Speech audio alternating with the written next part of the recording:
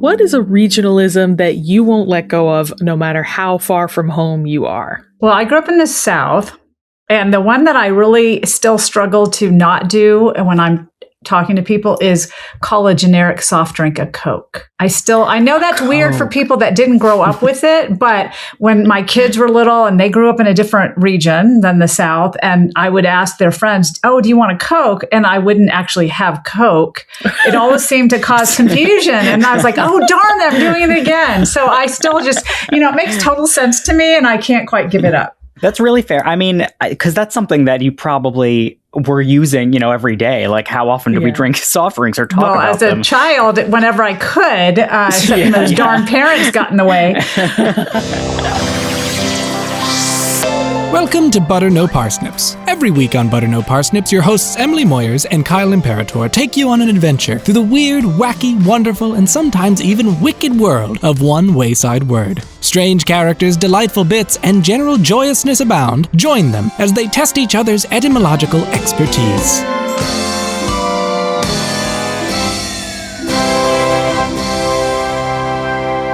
Hey everybody, welcome to Butter No Parsnips. I'm Emily Moyers. And I'm Kyle Imperator. Kyle, you talk funny. Emily, is that the energy that we're going to take into this one? Kyle, that's the best energy to go into this with. I mean, like, specifically about me? I'm just confused. No, Kyle, about everybody. Because you know what? We all talk funny. But especially me. Well, let me tell you why that's wrong. Better yet, let me get someone else to tell you why that's wrong. I do learn best from somebody else. I know it. Kyle, folks at home, please welcome sociolinguist and author of the new book, Why We Talk Funny, The Real Story Behind Our Accents, Valerie Fridland. Valerie, welcome to the show. Well, thank you. I'm thrilled to be here. I mean, before we get into the book, we do want to just draw a contrast for the audience, because on episode 89 of our podcast, WUG, we had psycholinguist Jean Burko-Gleason on to talk about psycholinguistics. Valerie, what is the difference between psycholinguistics and sociolinguistics? I know we do have those great prefixes, don't we? Yes, psycho or socio. I'm not sure either of them really imbues us with feeling good about what we do, but there is a key difference. We both are interested in language. I mean, that's sort of the commonality between a psycholinguist and a sociolinguist, is that our fundamental questions about how the process of language works, how we understand language, how we speak. But we look at it from different angles. So a psycholinguist might be interested in a question like, at what developmental stage does an infant start to recognize not just sounds in general, that could be in any language, but sort of start to hone in on the sounds that are only in their language. So you could do like sucking experiments, which is not where you suck on the baby, but where they suck on a pacifier, just to be absolutely clear. And then as you play different sounds to them, they'll either, they'll suck faster when it's kind of a novel sound. And what you find is between age, like 6 months to a year, babies will react to a lot of different sounds at 6 months because they're found in a lot of languages and they're kind of these universal little creatures, and they could speak any language with any sounds. But then as they get used to the sounds in their language, they'll start to kind of narrow the number of sounds that they notice. They just sort of stop noticing sounds that aren't in their language around a year. So that would be a question a psycholinguist or a neurolinguist would be interested in. What stage of development does that happen, or even how it happens?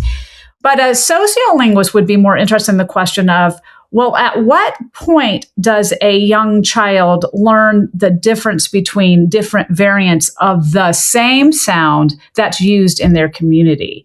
So, young children might sometimes say talkin' and sometimes say talking, but that's probably because they've memorized those two variants separately or heard them separately, and not necessarily because they put them together in terms of having a social meaning, like, we're casual and relaxed, or you're in trouble because, I'm using the ing on everything. Come here, little Timmy, we're talking about that, versus, hey, let's talk, we're talking about that, right? So there's a social meaning there. As a sociolinguist, that would be the question I'd be interested in. Well, what is the age that happens, and what's the kind of input that they're getting? So are they getting the same input from all the adults around them, or are there models that are maybe showing them that meaning? So we find, for example, that moms tend to use more of the ing form with their daughters than with their sons. And that's probably because there's a social expectation for more standard or correct speech from little girls. And so that's a question a sociolinguist wants to investigate. How did we learn that patterning? Where are we getting it from? What age does it start? And we find that type of thing often happens as you get a little older, you start learning that social meaning. So hopefully that kind of clarified the two different approaches to studying language. Yeah, absolutely. I'm glad you honed in on infants and young children and parents. Early in the book, you talk about like baby talk and talk from babies and the similarities across languages in the words for mother and father, for example. Do those kinds of things suggest a common ancestor language or a shared human nature? How do we get to those kinds of similarities? It's a fascinating question, and I think there are two sides to the debate, because what you'll see when you study linguistics, every answer comes with lots of possibilities and debate. So there is hardly ever an answer and more just an argument in the field. Yeah. And that you really landed on one that is still an argument in the field, although I will tell you which one probably people lean towards the most. If you just step back and sort of think about the different words that we call our parents in different languages, and we call these nursery words, so they're not things like mother and father that adults might use, but they're baby words or nursery words that little kids tend to use. There is a striking and shocking similarity in the words for our mamas and papas around the world. So languages we don't think have any ancestral shared language, or at least not that we can find, like Tamil, Ama, Appa, and there's like Aramaic, which is Ima and Abba, Chinese, Mama and Baba, and English, obviously, Mama and Papa. Well, none of those languages really come from the same source, but yet they are quite similar. So the question is, well, how did this many disparate languages come up with the same word? So you have to either assume at one point all of those languages also had a shared ancestor that had mamas and papas, and that's how they developed over time, so that we just kept those primordial words, so to speak. The other option is that there's something about babies that is reinventing the same words every single time. So this could be either a psycholinguistic thing where, they have a certain bent psycholinguistically towards that, or it could be an articulatory one where it has something to do with the way their mouths are wired. It could also have to do with the interaction they're having with their parents that makes those words more prominent and always associated semantically the same way. And when we look at what is most likely, it certainly has something to do with the way that babies are wired, because babies, if you just listen to them babble, as anybody who has ever met a baby anywhere has surely done, they babble in very short syllables, usually a consonant and a vowel. So like ma, ba, pa, ta, ga, ka. They often do it repetitively. So you get ma, ga, ka, ka, ta, ta.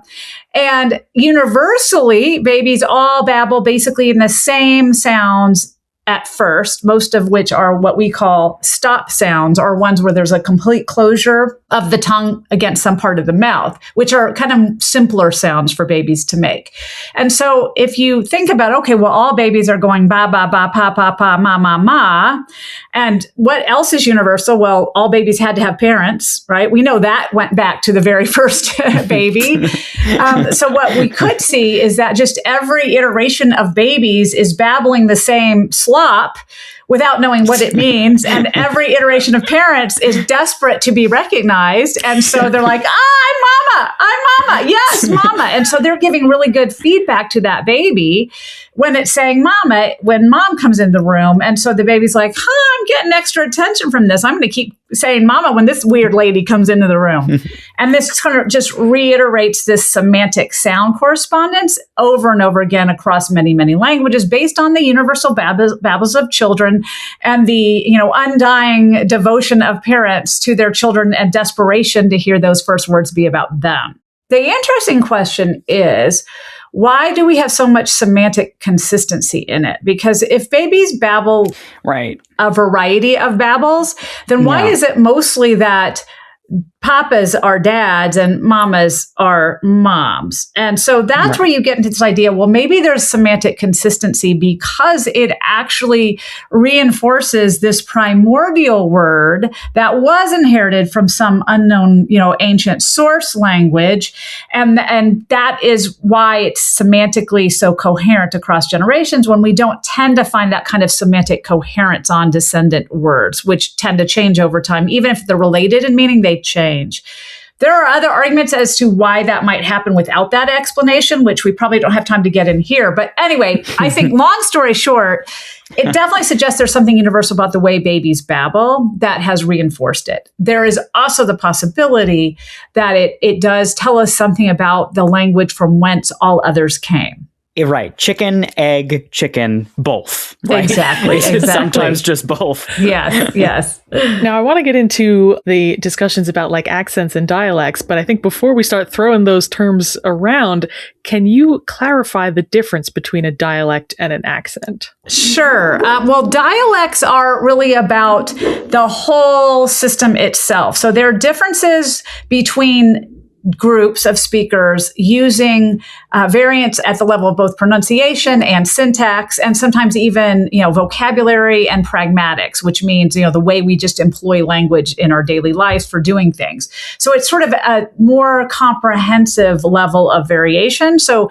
for example, when we talk about Southern versus Northern speech, we often talk about differences in the way that they sound. So we hear references to like the Southern drawl, or, particularly relevant to you all, the Long Island accent, where it has something to do with the sounds. But we also could comment on, okay, well, I say Coke because I'm for a generic soft drink because I'm from the South, and that's at the level of vocabulary. Or I can say could go to the party and you couldn't as a Northerner, because that's a difference at the morphosyntactic level. So there's a bunch of different differences at all different levels. An accent really refers to just the pronunciation differences between two varieties. So it usually is a part of a dialect, but it particularly references just the sound part. And that seems to be something that's extremely noticeable to us as humans. And so it has taken a lot of importance in the way that we recognize each other. Yeah, it's sort of like a squares and rectangles thing. Like every accent is part of a dialect, but not every dialect might have an accent. Right. Now I like chicken and egg. This one. Well, I mean, if you say that the chickens come from the eggs, maybe, but I don't think we want to go there. No. You touch upon this a few times throughout the book, but can you describe what leveling is as it pertains to accents? And are we seeing more of it? So a lot of times you'll hear dialect leveling, but also accent leveling, just depending on what aspect of leveling you're referring to.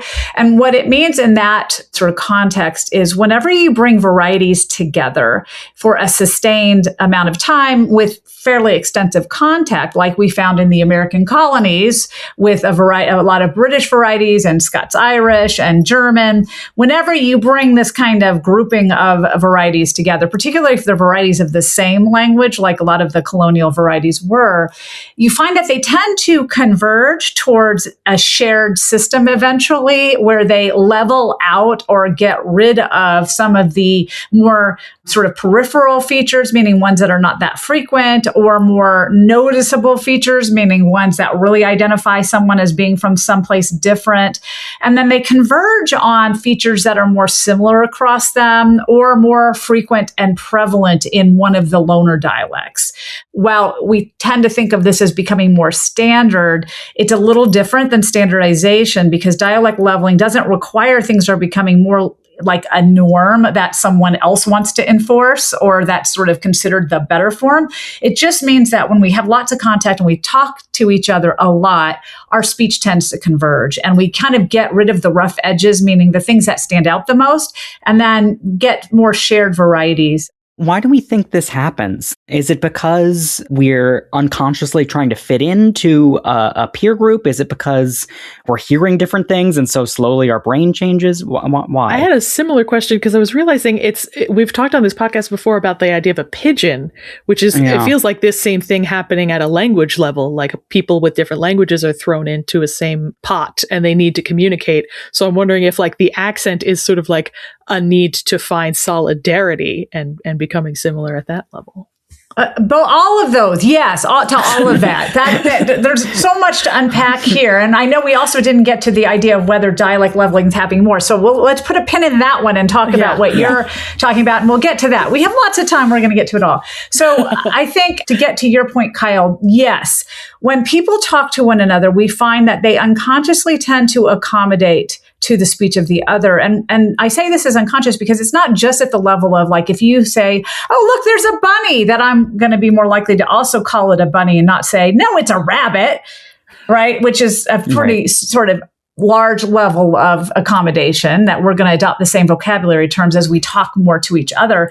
But also we see that people in their body language get more similar as they're having a conversation to each other, their tempo, the speech rate, how long or short their sentences are, right? We find it at all different levels. Even the sounds that they say will start to be subtly more similar. So this seems to be just a natural process when we're involved in an interaction, especially when it's a positive one. Or when we want something from someone else, right? It helps to be a little more sort of alike in the way that we're talking to each other. So absolutely, there is a solidarity component to it. Now, multiply that to people that are collectively involved in some shared community or shared activity or shared need for survival, which I think is what probably typified the early colonists, is that they were like, okay, we need to get this done, man, because we're dead.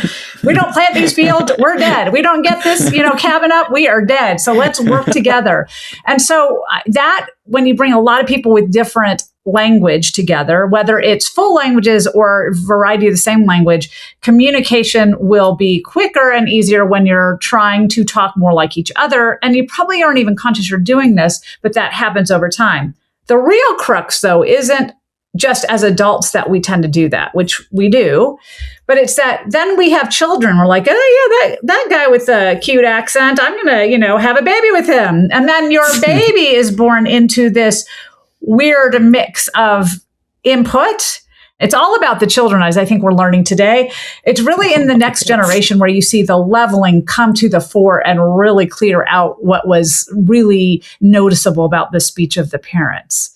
And then I think, Emily, you had another, the Creole question. So one thing that as linguists we have often noticed is that people talk about the developments of Creoles or pidgin languages as if they're really exceptional in some way in the history of language development. A Creole is a language that is formed from two input languages where they basically become a combined form of, a lot of times it's like a grammatical structure that's a little more similar to one of the source languages, and then vocabulary, for example, that's really imported, but there's also a lot of leveling that's involved. Well, we really see that anytime languages come in contact, and whether they're born of this sort of more exceptional development in the sense that they're two languages brought together by some sort of catastrophic thing, which often happens with pidgins and Creoles, like either you need to communicate for trade or you're being put on a ship and being enslaved and with people that don't speak your language, which is what happened with a lot of the Creoles we're familiar with. But a lot of languages that had extensive contact from another have this same sort of leveling and sort of population with new features, just like English did from French after the Norman invasion. So it's absolutely different points on the same continuum. So that was actually very true that pidgins and Creoles are very similar to this process of leveling. I feel like the internet and social media is really exacerbating the change in language and etymologies and how we use words. Would you say that it's affecting dialects and accents the same? I think that sort of goes back to this question that you had asked earlier about dialect leveling and whether we're seeing more of that across the United States or across modern accents and dialects. And, yes, the short answer is yes. Social media has really altered the shape of language in terms of vocabulary and slang and also speech style. Absolutely.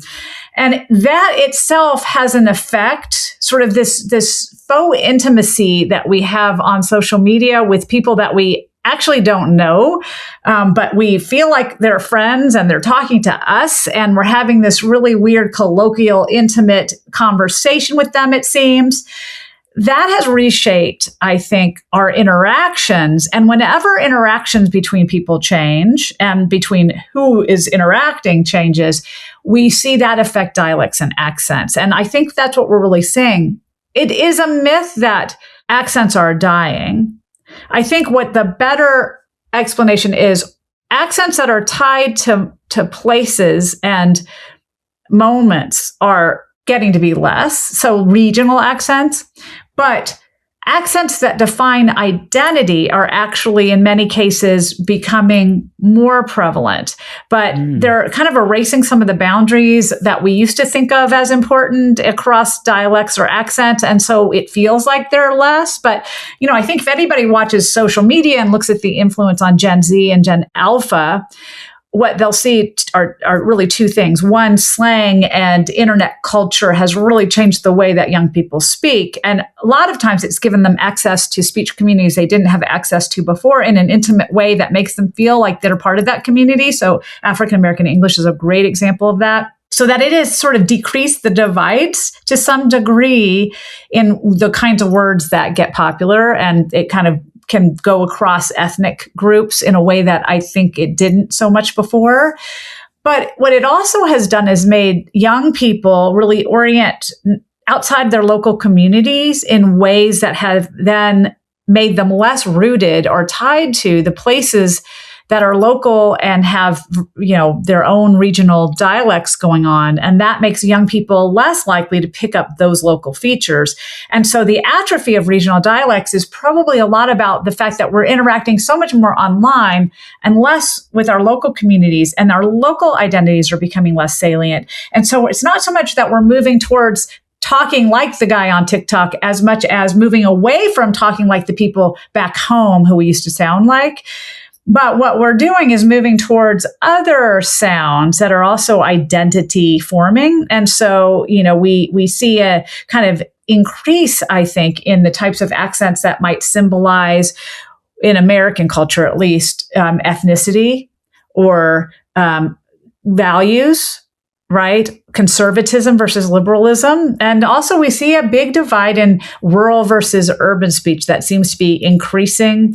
And that, I think, has a lot to do with ideological sort of stances as well. So I think those all argue that we're not losing accents and dialects, but they're shifting in terms of what they represent. That is so fascinating. I love that perspective on the basis for accents shifting. Yeah, has that ever happened before? Is this the first time ever that it's it's not geographically based accents? Yes. Yeah. Short answer is yes and no. I mean, history has a long memory. So things, whenever you shift boundaries, and they can be geographic or social, language change goes right alongside. So, if you look at the history of a lot of European countries, think of Serbo-Croatia, for example. Oh, sure. Or, other areas where there were different languages that were once the same language, but now they're different languages, or that were different languages, but now they're the same language. Like Hindi and Urdu would be another example, where you could say, well, they're now the same language, or they're two different languages, where it seems sort of arbitrary, and it really is about ideological or religious or political boundaries. So I think those are similar in that they're kind of not catastrophic events, but major social, political, economic events that impact language. And then over time, yes, at the moment where they decided to split a language like Hindi and Urdu into two different languages, speakers didn't instantly start saying, oh yeah, I don't understand you. I mean, maybe, but probably not. But gradually they borrowed from different source languages, and speakers who were all in the Hindi group spoke more to each other than to Urdu speakers. And so their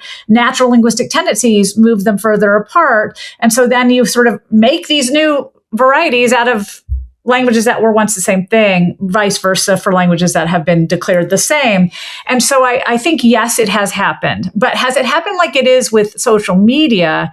I think the answer is no, except there have been sort of seismic social changes that have been affecting America since the 1950s that have already been radically reshaping regional dialects in America. So it's not Gen Z and Gen Alpha where this started. It's actually Gen X is the first generation in which we see the dying of regional accents. And not to age myself, and if you want to believe I'm Gen Z, go ahead for it. But I don't sound very Southern, even though I actually am Southern, and I grew up in the South.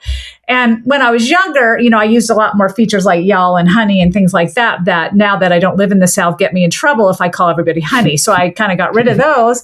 But I had a really big fight with my advisor in graduate school because he believed that Southerners, I went to graduate school in the North, he believed Southerners all sounded like, old school Southerners. And I was like, no, I don't sound like an old school Southerner. Most people don't know I'm Southern. And I sound like a lot of my friends. So I'm not unusual. I'm an urban Southerner, and I don't still have a lot of those Southern traits. I mean, if you measure my vowels, you can still find hints of it. But generally speaking, I don't sound that way. And I'm, of the older edge of when languages and dialects started changing in the United States. I'm not going to age myself, but I'm in that first group where I said it started.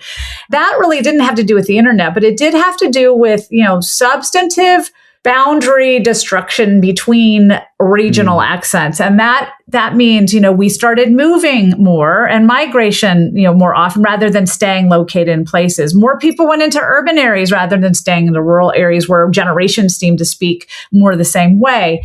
Also, we, had industries restructure significantly so that their hiring practices changed so that they didn't only hire from local communities. They started having external hiring practices, or it got expensive to be in the Rust Belt. So you went to a Sun Belt or a Southern area because it was cheaper and there were less, controls on what you were dumping in the pond.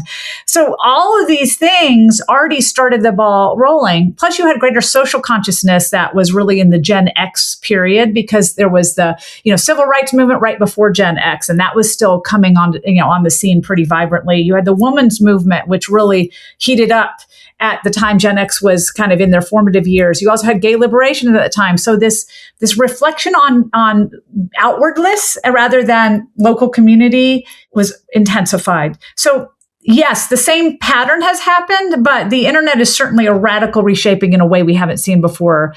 That's doing much the same thing and maybe exacerbating this already in process.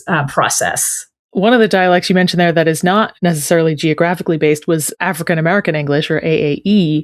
You spent some time discussing that in the book, and you talk about this tendency that people of different, non-Black ethnicities have to view facets of AAE as errors, which is a view that breaks down very quickly when you recognize how old that dialect is. How does looking at the history of AAE give us insights into its grammar and pronunciation? Absolutely. And it's really fascinating because we are really misinformed about the history of African American English. But the reality is African American English is actually a colonial dialect, just like the regional varieties that we've been talking about. So they all started in the same period, because I think what we forget is during the colonial period, there were upwards of 500,000 enslaved individuals with West African language backgrounds that were living in what was to be the America. And that type of interaction, right, and that type of substrate influence or influence from another language doesn't not have an impact. Enslaved individuals were taken from mainly West Africa, but also what people don't realize, a lot of the traffic of enslaved workers into the coastal colonies was actually from Barbados and other areas in the West Indies, for example, where there were already Creoles based on West African varieties or West African languages and English spoken. And so a lot of those were sort of imported into the coastal areas. And they were basically, what we had talked about before, pidgins or creoles, languages that form in contact situations. So that, the first generation of speakers that came with a West African background, they would have had to learn some parts of English. And there was already actually a West African Creole or pidgin actually that was spoken during the trade in West Africa. So they would have had a rudimentary form there. But the English part of that pidgin that then turned into a Creole with the next generation would have come from the colonial era English that was spoken there. And so if we look at a lot of the features that African American English is known for, and this is things like the ax pronunciation for ask, or extensive use of multiple negation, where I don't do nothing, right? Those kinds of forms that are highly stereotyped and stigmatized and really considered bad English. Actually, they're colonial features that were prevalent across colonial dialects more generally. And we look back at written documents from the era, from the 1600s and the 1700s, which is when sort of the colonial era of English started, we find they're everywhere. So one great source that linguists have been able to use are the Salem witch trial transcripts in New England. Well, there was a lot of Axkin going on. And back in Britain, ax was actually the Southern British form, the Southern English forms, and ask was the pronunciation that was used more in the North. And we don't know why that was. It might have been that there were, it was more frequent in their speech, or there were a lot of Southern speakers that also use that sometimes, who knows? We also find it in Chaucer, right? That it was ax often instead of ask. So this is a prevalent form. We hear it across different varieties. We also hear a lot of we was instead of we were in the colonial era. And this is really fascinating. It seems like we was thought of being as more prestigious than we were. So we find it more often used in formal, letters and things like that. So obviously people thought we was the way to say it, or the better way to say it. This is also something we frequently cite as bad English today, especially in African American English. Multiple negation was something that was really prevalent in Shakespeare, and it was even more prevalent before Shakespeare's time, but it slowly started to become less favored as single negation became the typical way to do it. But the era when that happened, 1700s, which is exactly the era that the roots of African American language was also born. So I think we've been looking at it the wrong way. It's not that those features are something wrong. They're actually features that were found as relic forms from earlier varieties that were shared more widely. But what happened over the centuries since then is that they became relegated to certain speakers, namely Southern speakers, because up until about the 19th century, Black English and Southern English were pretty much the same thing. And probably there wasn't a lot of difference in the 1800s between what a Southern white speaker and a Southern Black speaker sounded like if they were a rural speaker of a certain class. So again, ax is something that we often found in rural white speech as well, multiple negation. But over time, that kind of atrophied, so it became more and more related to ethnicity than it did to Southernness. And then it also got taken during the Great Migration of the 20th century, where 90% of the African American population had lived in the South, the rural South, up to about 1900. And then you had 50%, move all of a sudden, pretty much in 50 years to northern urban areas. They brought those features with them. And that's when it really started to be identified, not as Southern speech, but as African American speech. And then that era also saw the birth of a lot of other really sort of culturally salient forms that became noticed also as African American English. So I think what we have thought of as mistakes or actually just us not investigating the actual history of those forms. And whatever you think about them, whether you like them or not, whether you think people should, learn standard English or not, the history doesn't change. And so it is incorrect to see those as bastardizations because they're actually relic forms that are left over in the same way that Americans say things like cat instead of cot or pass instead of pass, right? Which is actually a relic form of an earlier variety of British English. So, it's just because of who says it that we don't like it, but it's actually a relic form from an earlier era. It's wild because, we'll be reading books from Old English or Middle English, and every now and then you'll come across a phrase that feels very modern. It's like, when did they write this? But it really, what it is it's what you're saying is that what we have is perhaps a fossilization of, a language or dialect from the 1700s. Right. And not to suggest that there isn't a lot of new things that are also happening in Southern and African-American English. They have developed separately, but I think Southern English in general has long been thought of as sort of having some relic features that other varieties have lost. And while that's true, I think you can't really argue that, they're relic dialects, but a lot of the features that we notice are features that are probably held onto that have died out in other varieties. Yeah. So I want to ask a recurring idea that you mention, particularly in the latter chapters of the book, is how cultures around accents and dialects can come from both speakers of a dialect, but also the listeners. Do you think it's always sort of a dual effort when it comes to this? Absolutely. And I think what people don't realize is how many different levels that a listener plays a role in listening to an accent or listening to a dialect, and in some ways creating the accent or the dialect along with the speaker. There's the part which the same feature could be used by speaker A in one group and speaker B in another group and be heard by a listener completely differently because of how we associate social facts with those groups, like the stereotypes or characteristics that we think they have. And a perfect example of this is, the dropping of R that we hear in Posh British speech. So in Southern Standard British English, you say words like car or heart or start would caw, hot, start, right? Where it has the R, the post-vocalic R we call that is dropped. So you're not dropping it at the beginning of the word. So they're not saying right as ite, but they are dropping it at the end of a word basically, or after a vowel. Well, that feature is heard. If you hear a standard Southern British speaker, you're like, oh, wow, look at that ritzy person go by, right? I mean, Americans love hearing that accent and they think it's very posh. And, that person has to obviously be from a good background. But you hear a New Yorker say it, or someone from Boston, or, an old school Southerner, and it has a totally different feel, right? More Tony Soprano kind of sense.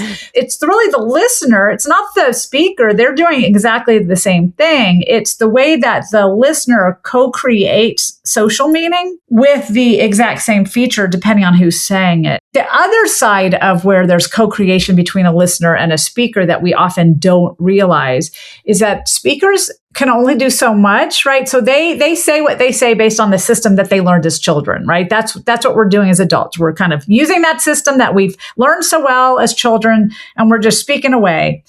But who we are socially, what we look like, what people think about us can actually change the way that we're heard by a listener, even if we're not changing anything about ourselves. So an example of this is this really fun experiment that one linguist did where she had a test where people would listen to a word being spoken and they had to write on their answer sheet what word they thought that speaker had said. So was it bat or bet or bait, something like that. Well, what she did between groups was she gave them the exact same answer sheet, so they would circle which word they thought they heard. But on the top of it, she had put different things describing the speaker. And one, she said the speaker was Canadian. Oh. On the other, she said the speaker was from Detroit, right? So American. What she found was just labeling the speaker as being a different nationality on the answer sheet changed the vowel people heard. That's wild. In line with what they expected a Canadian to sound like versus someone from Detroit. Yeah. And we find this over and over again. Or if you show someone a face that looks ethnic, the experiment that this was sort of famous, but it's been replicated, started by showing a group of undergraduates a speaker that looked like they were Chinese. And then they played a woman from Ohio's voice as the lecturer without telling them anything, right? This is the lecturer. Here's a picture of the lecturer. Listen to the lecture, and then you're going to take a test. So what they found is the group they showed the Chinese woman's face to versus the group that heard the exact same Ohio woman giving the lecture, but they had shown a white woman's face.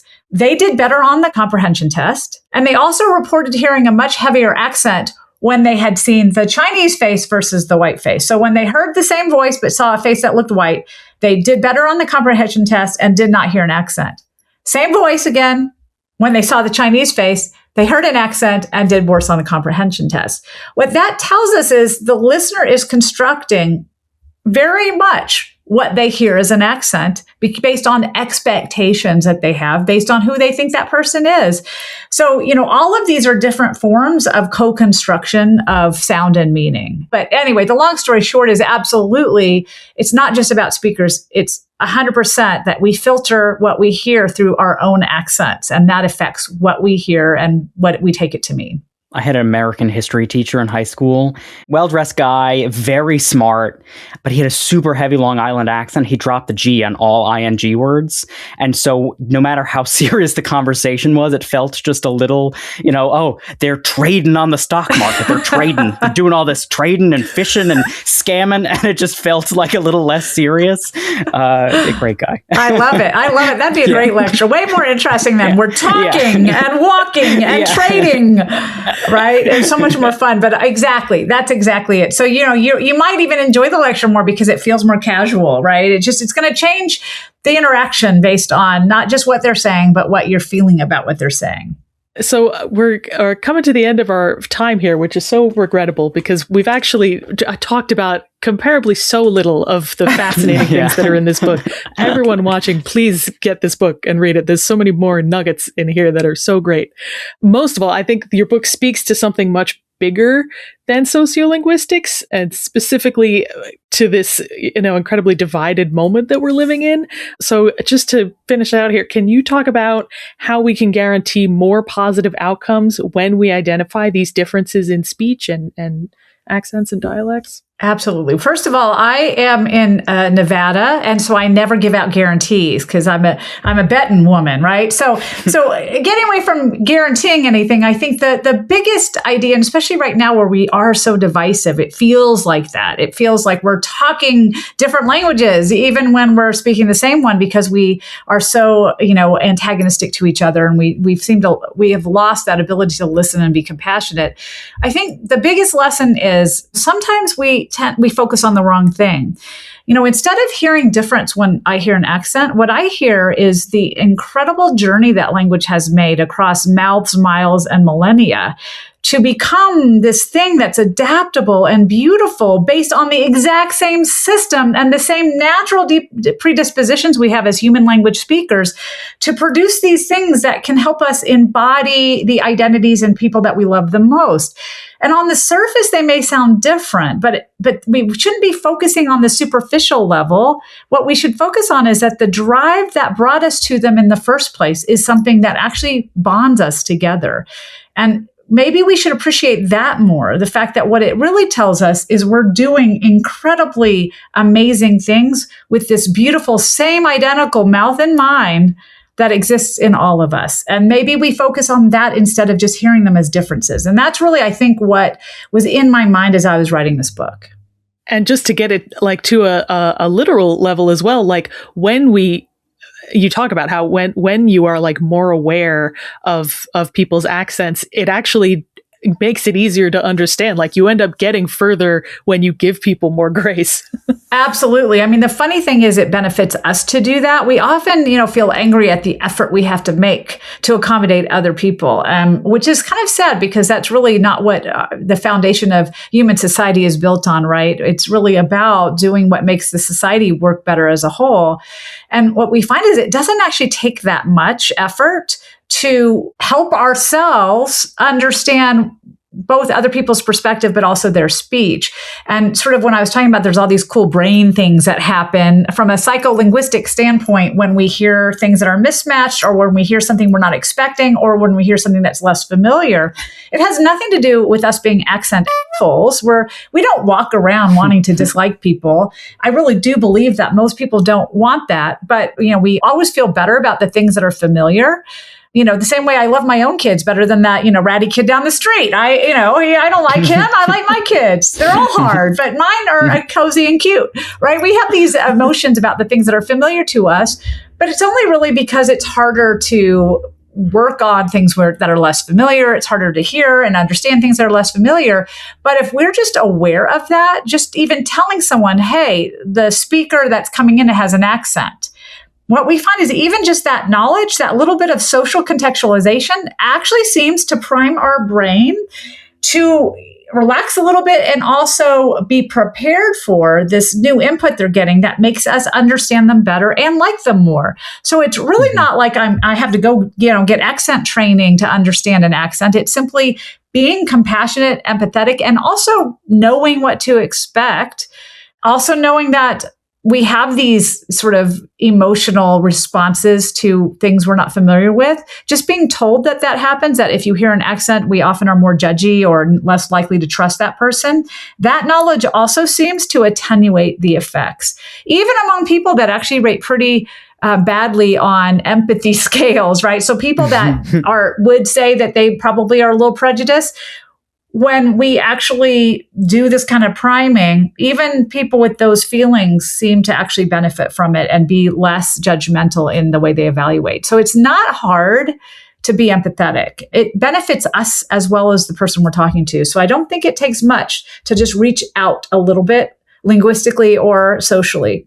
And what a perfect note to end on, reaching out. So great. Valerie, thank you so much. That was a fantastic discussion. Would you and Kyle like to play a little game? I would love to. I suck at games, but let's go for it. I'm willing to try them. I still enjoy them. I just lose all the time. But hopefully this is not one where there's a winner or a loser.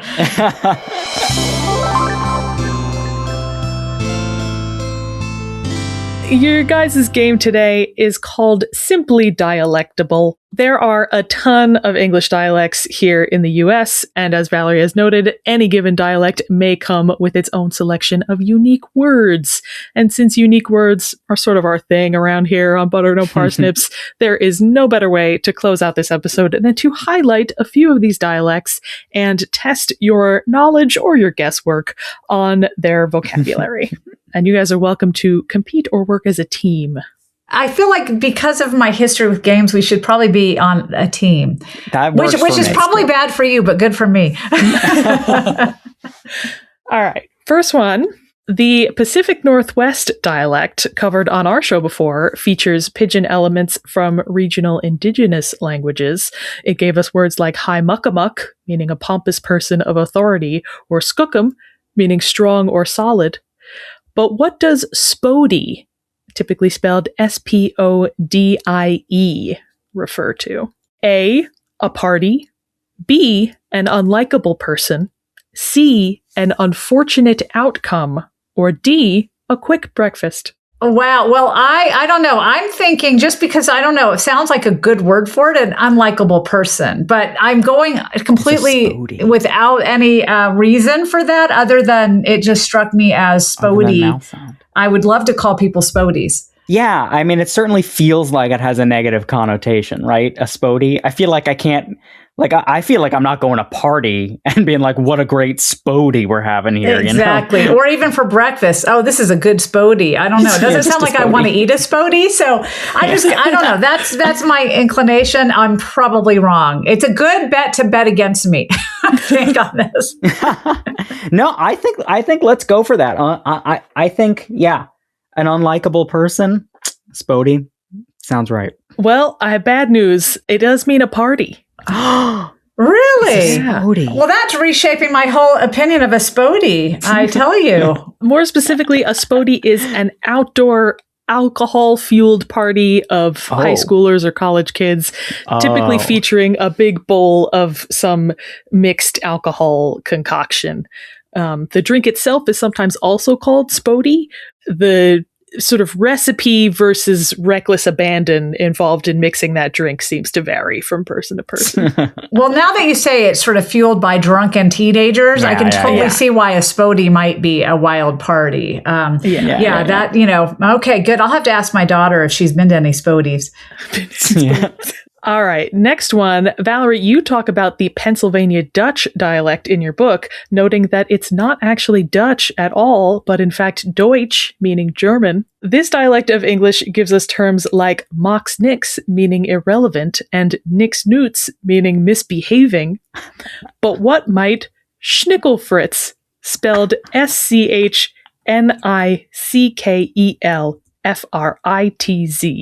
refer to? Schnickelfritz. Sometimes is more like anglicized to Snickelfritz. Your options there are A, a broken thing, B, the act of tinkering, C, a troublemaker, or D, a squirrel? Oh. Well, Kyle, Well, it I could went be first any of last these. time. I'm throwing it to you. I was wrong. I led us wrong last time, so I'm going to lead. I just want to remind you, I'm an accent specialist, so I think I have an excuse for not knowing these. Well, Schnickelfritz. So, like, if I had to break it down, right? Like, Fritz, the Fritz part of Schnickelfritz. Like when we say something's on the Fritz, right? It's not working, right? So, like, that leads me to think that it's a broken thing, is a Schnickelfritz. I'm trying to think. Schnickel. Have I heard schnickel in any other word? Only in my dreams, I think. Yeah, Fritz for sure. Yeah, schnickel. I don't know. I can't come up with what that might mean, but I agree with you on the Fritz part, and I have no better guesses. So, because also I think it's really funny because one other thing I do talk about in the book is that the word squirrel is basically an impossibility for most German speakers to say. So it would make sense if they would import a different word for it. But I feel like Fritz is still on the Fritz. I'm going with you on this one. I mean, in that sense, a Schnickelfritz could be like, well, my language is broken trying to say squirrel, so I'm going to say Schnickelfritz instead. Yeah, who put all those weird squirrel. R's and L's together? That's a dumb language right there. So I'm just going to come up with a different word. But no, I feel like I'm going to go with the etymological analysis version. Well, he's led you astray, unfortunately. Oh, gosh. Schnickelfritz is a troublemaker. It is related to the German Schnickschnack, which means empty chatter, derived from a Proto-Germanic root meaning to open one's mouth, which, yes, is where we get the English snack. Wow. But what's fun is that the Fritz there is the German equivalent of Fred, like Fritz Lang from Friedrich. Like so it's not a chatty Cathy, it's a chatty Fred. Yeah. I see. If you're curious about where on the Fritz comes from, we don't actually know. Of course. The phrase began as American slang, and theories about its origin include that it came from the theater world, or that it's actually onomatopoeic, like Fritz was the sound of something defective, but we don't know. Oh, now at least I feel more justified in naming a squirrel Schnickelfritz. I think so. I feel like that. Okay, I should have gone with my gut instinct, Schnickelfred. but we both would have been wrong. So maybe it's better that you were wrong alone. Yeah. I'm blaming that one squarely on you, but I'll take responsibility for Spodie. You got one more chance here. Okay, come on, Kyle. Let's redeem ourselves. We got this. You got this. Double points, right? All right, Emily, come on. Give us some wink or something. Help us out here. The High Tider English dialect, or Ocracoke Brogue, is highly localized to the Outer Banks of North Carolina. It has a plentiful lexicon all its own, including words like mammock, meaning to frustrate or harass, and yethy, meaning foul-smelling. What, though, is a dingbatter? Dingbatter. Is that A, a teenager, B, a senior local, C, a visitor, or D, a squirrel? Another squirrel. I feel like there's a squirrel trend here. Mammock, I would have known. Because that's a Lumbee, right? I've heard that in Lumbee.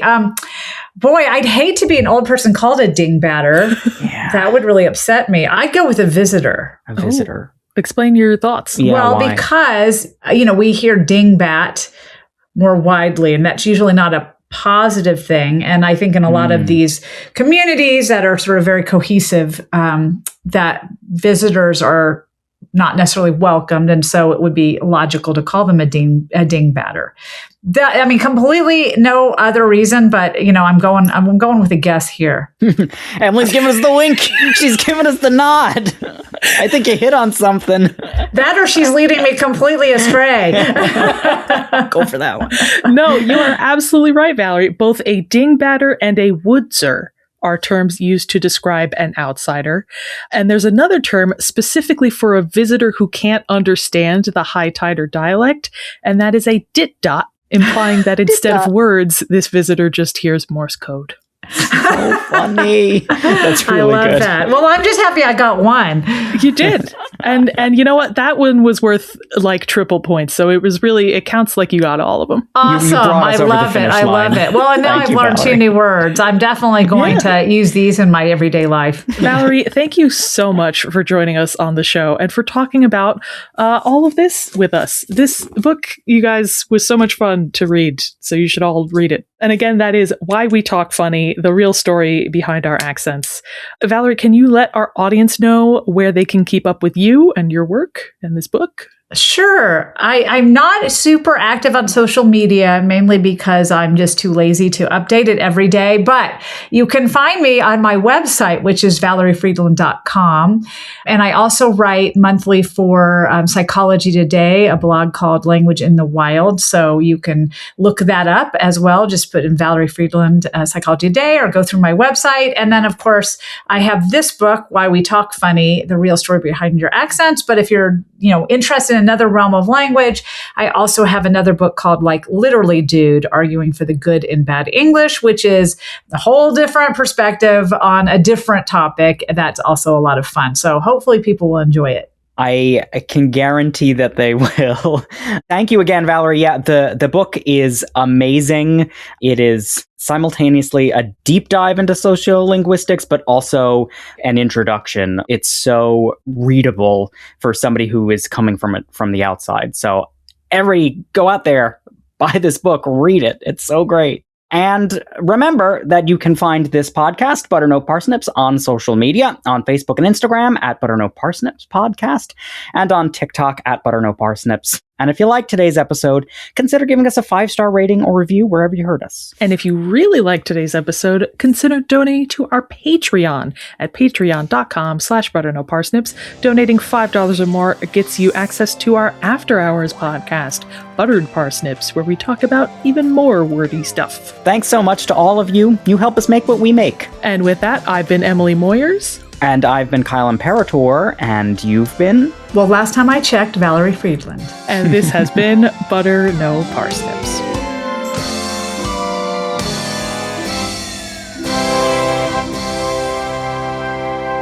Butter No Parsnips is produced by Seth Glicksman, Emily Moyers, and myself, Kyle Imperator. The main and accompanying themes were composed by Kyle Imperator.